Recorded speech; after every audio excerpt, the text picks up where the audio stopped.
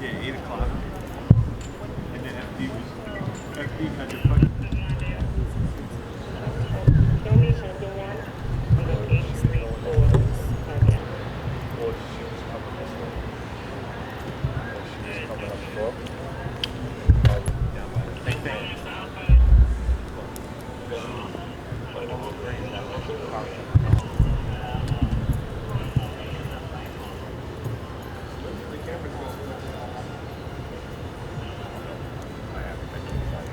But they record 24 hours. I know, but they're not taking photos. Like, force me to install something. Yeah, that's what I mean, the 24-hour enforcement.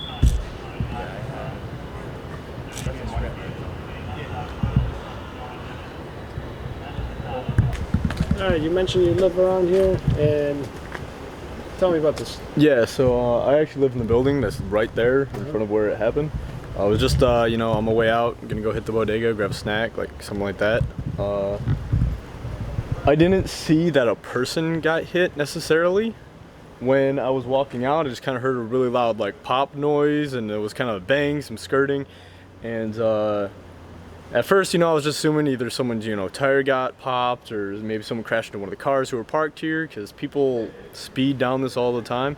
I mean, I was just talking to my neighbor over there about it, and I mean, this isn't the first time we've seen someone get hit here. This is definitely the worst we've seen it. So you're saying someone hit that motorcycle? Yes, definitely, because someone's car was speeding down here. They were probably going like about 100 miles per hour, because from standing right there in that window, I see a car go this way and then gone. So it was a thing where I didn't even know there was a person.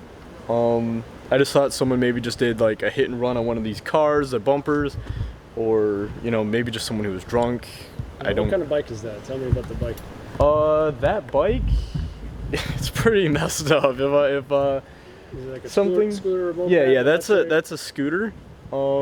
It looks to be more of a gas powered, in my opinion. Do you know if the victim was a delivery guy or anything like that? No, from what I overheard one of the officers say, it was a woman that was hit. One of her small shoes is actually laying on the ground over there by the bike. When we walked around, do you want me to talk about, because I did see her on the ground.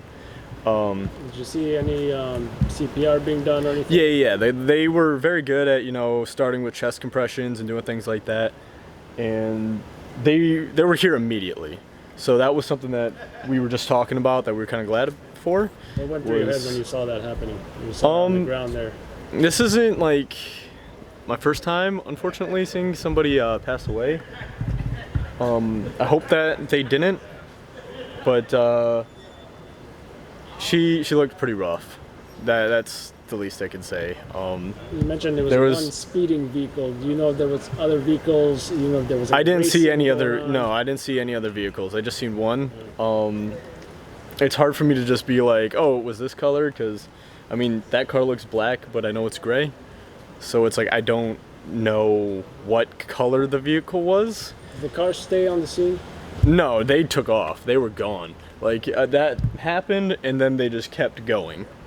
And so it was like a moment. As they fled the scene of this collision, I'd imagine something like, you know, like, oh shit, because it's like, I don't imagine anyone wants to, you know, hurt anybody or is malicious in that intent.